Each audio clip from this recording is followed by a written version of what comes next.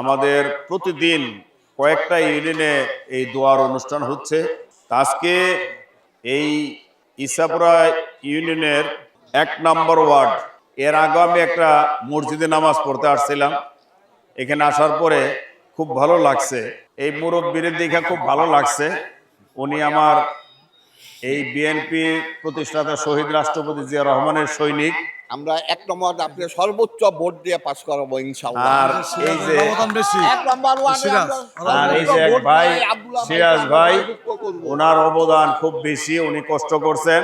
মাশাআল্লাহ, খুব ভালো লাগলো যে একটা ইউনিয়নের জনসভায় এত লোক হয় না, যে এই একটা ওয়ার্ডে এত লোক হয়েছে। আজকে যে নেত্রীর জন্য আমরা এখানে দোয়া মাগফিরাতের জন্য দাঁড়াইছি, আপনাদের প্রাণের নেত্রী, এই বাংলাদেশের 3 বারের প্রধানমন্ত্রী এবং আমাদের বাংলাদেশের 18 কোটি জনগণের আপসের নেত্রী বলা হয়, সেই নেত্রীর জন্য দোয়া, আমাদের শহীদ রাষ্ট্রপতির জন্য দোয়া করবেন, আমাদের আগামী দিনের ভবিষ্যৎ তারেক রহমানের জন্য দোয়া করবেন। খাস করে আমিও আপনাদের নিকট দোয়া প্রার্থী, আমার জন্য দোয়া করবেন। আল্লাহ যেন আমাকে সর্বপ্রকার বালা মুসিবত থেকে দূরে রাখে, আর আপনাদের যেন মনের আশা পূরণ করতে পারি। শান্তিতে থাকতে গেলে যুবকরা যারা আছেন হাত উঁচা করেন।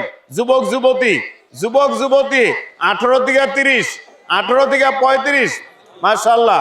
এই যে আপনারা হাত উঁচা করলেন, আপনাদেরকে সবাইরে নিয়ে আগামী নির্বাচনের পরে এই মুন্সিগঞ্জ 1 তথা এই আমার শ্রীনগর এবং সিরাজদিঘা থেকে নেশা মুক্ত, সন্ত্রাস মুক্ত, চাঁদা মুক্ত করব।